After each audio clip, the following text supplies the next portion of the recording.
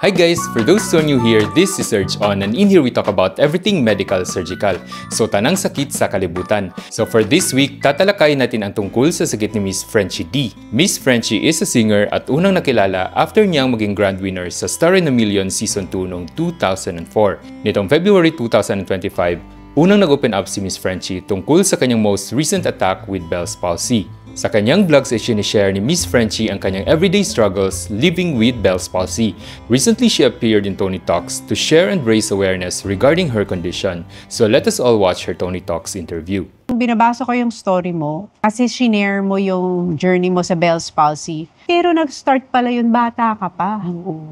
Parang nakakatatlo na ako, Tony. So this is Miss Frenchie's third attack. So marami sa mga kaso ng Bell's palsy nagre-recur ilang beses after ng recovery. So pwedeng a few years after ng first attack. So 7 to 15% ng Bell's palsy nagkakaroon ng recurrence or bumabalik. Yung una ko, 9 years old ako. Kasi mahilig akong ng tenga. Sabi ni Doc, parang meron akong nakawit or natamaan na nerve. Kaya naging ganon. So ang Bell's palsy nangyayari dahil sa pamamaga ng facial nerve sa muka. Ang pinaka-common causes nito ay mga viruses na itatakal natin later. So bakit ngumingiwi ang mukha ng mga pasyenteng may pamamaga ng facial nerve? First, kilalanin muna natin ang facial nerve. So ang facial nerve mo or cranial nerve number 7, nakikita mo yan sa magkabilang gilid ng iyong mukha. So meron tayong 12 cranial nerves. So pag sinabi natin cranial nerves, ugat yan na galing mismo sa utak. In the case of facial nerve or cranial nerve number 7, mula ito sa pons na bahagi ng brainstem mo. So dadaan yan sa facial canal. Liliko ng konti malapit sa tenga mo, bago ito lumabas at mag-divide into 5 branches sa loob ng parotid salivary gland mo, sa gilid ng pisngi. Ang 5 branches ng facial nerve na ito ang nagdedetermine ng epekto ng Bell's palsy pag ito ay namaga. Yan, so ito ang 5 branches ng facial nerve. Sila ang nagkokontrol ng muscle movement ng noo, ng talukap ng mata, ng pisngi, ng gilid ng bibig at muscles ng leeg. Pag namaga yan, hindi mo magagalaw ang mga parte na yan.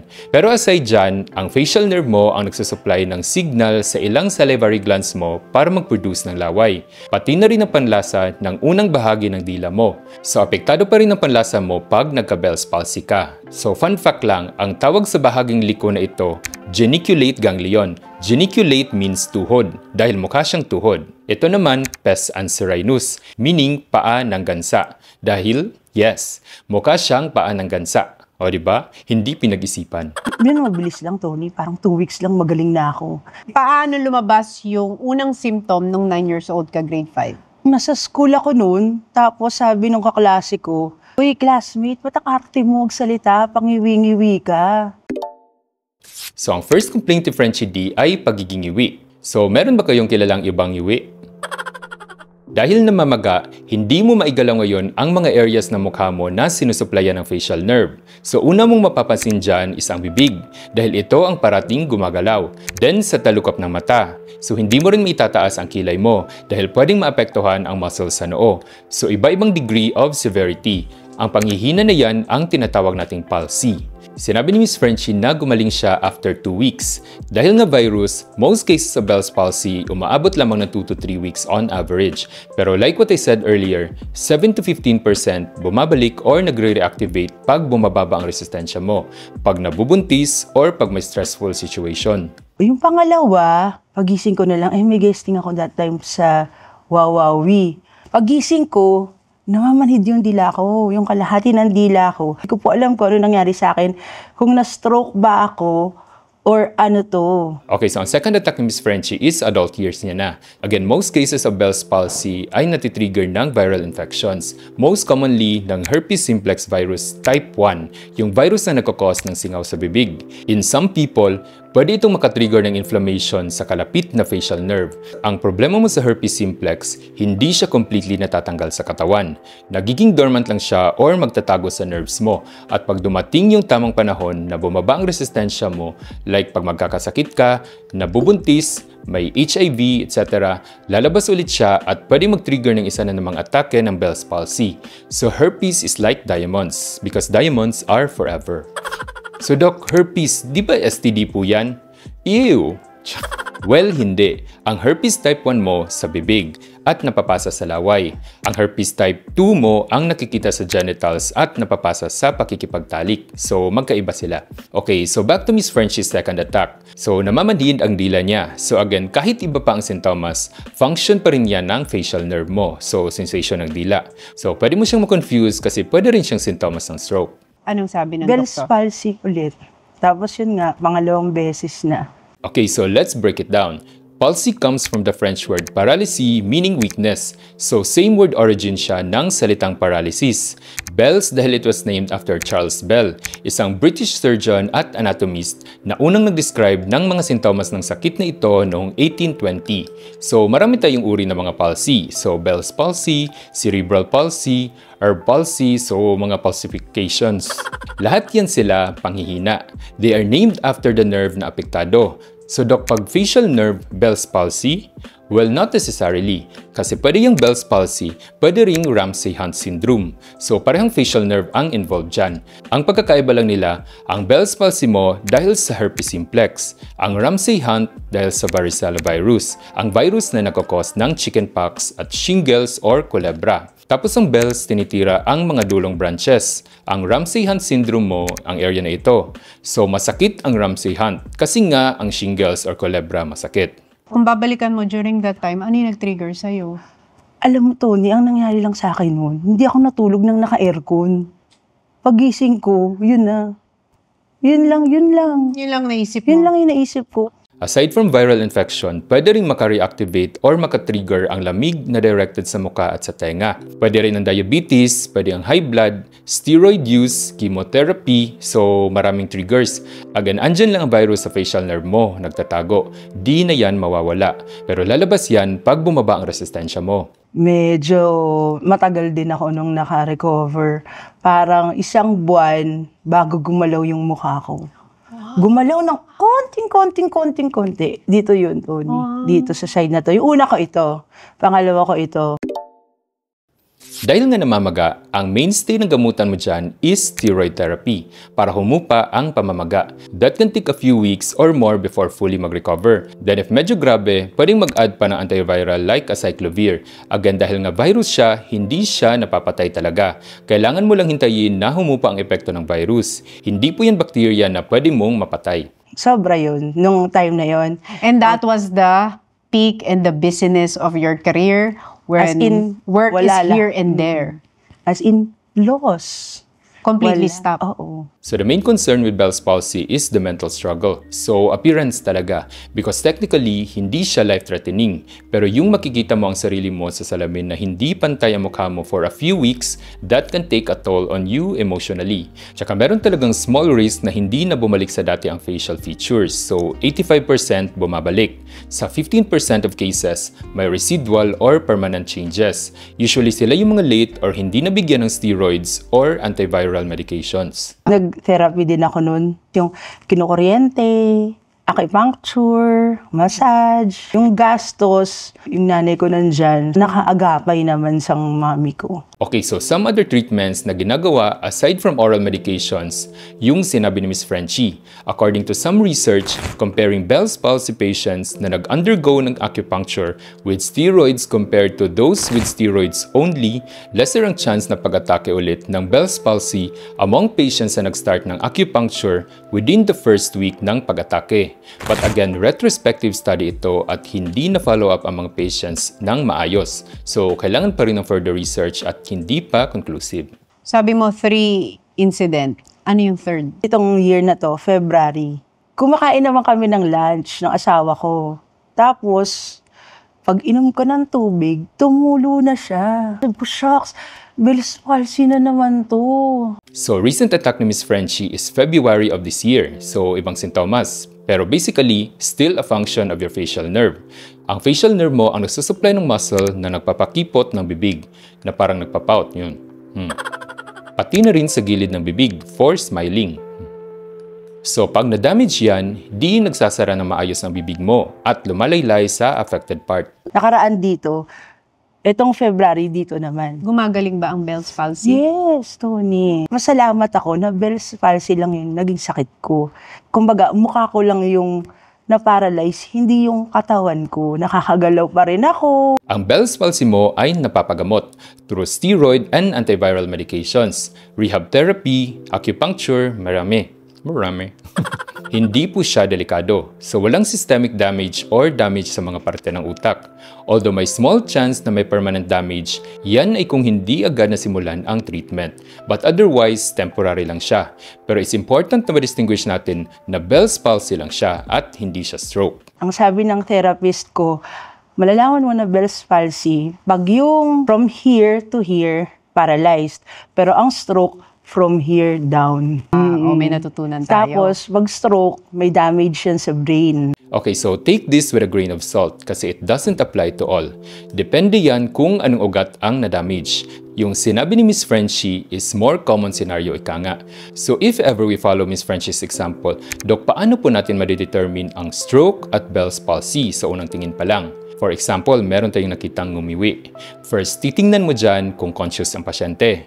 The fact na nawalan siya ng malay or parang confused ang pasyente, hindi makausap na matino, meaning niyan pwedeng may damage sa utak. Nangyayari yan sa stroke, so pwedeng 1, may bumara, or 2, may pumutok na ugat sa utak. So I will put a link down below of Sir Arnold's case, which is hemorrhagic stroke or pumutok na ugat sa utak.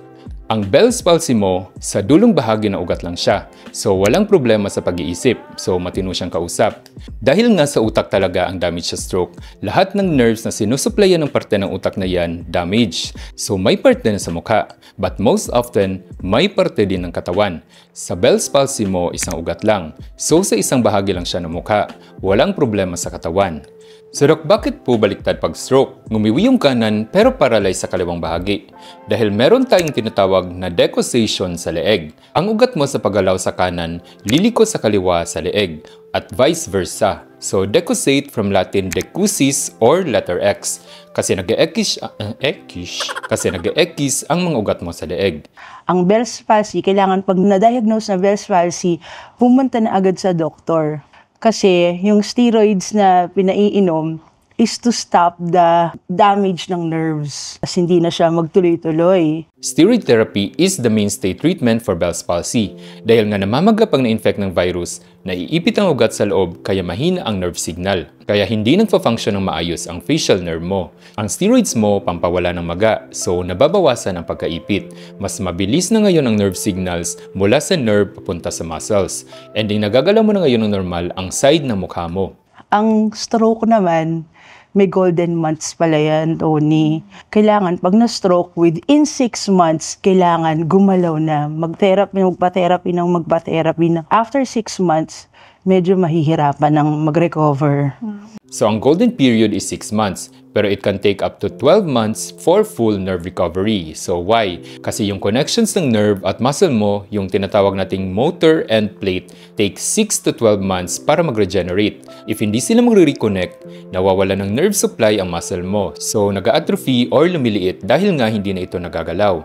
Ang tawag dyan, denervation. So hahabulin mo ngayon through medications and rehab therapy. Kasi after that, permanent na ang nerve damage. During the pregnancy at hanggang sa nanganak ka, wala.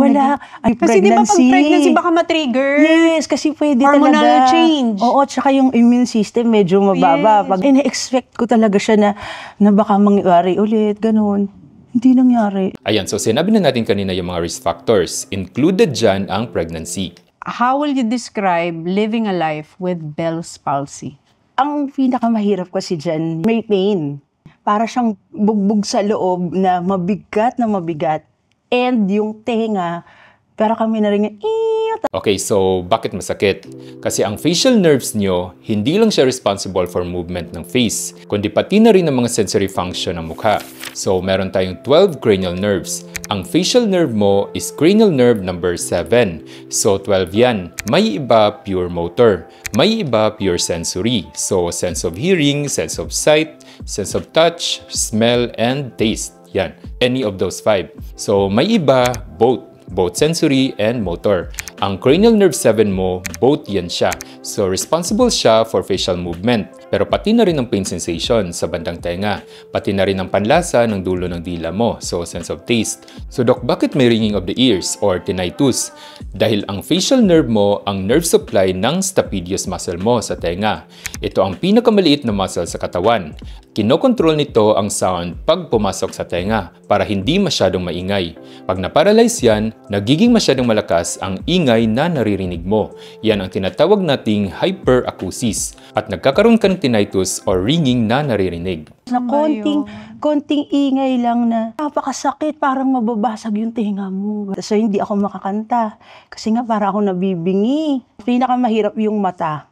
Natutulog, tapos hindi nagsasara yung mata. Ang facial nerve mo rin ang nagkokontrol ng pagsasara ng mata dahil ito ang nerve supply ng orbicularis oculi, ang muscle sa palibot ng mata. Pag nag-contract yan, sinasara nito ang mata. Pero take note na hindi problema ang pagbubukas ng mata dahil ang pagbubukas ng mata ay function ng levator palpebrae superioris or ang muscle ng talukap ng mata. Pag nag-contract yan, bubukas ang mata mo na parang bintana ng bahay kubo. Ang nerve supply dyan is mula naman sa cranial nerve number 3. So opening is cranial nerve number 3. Closing is cranial nerve number 7 or yung facial nerve.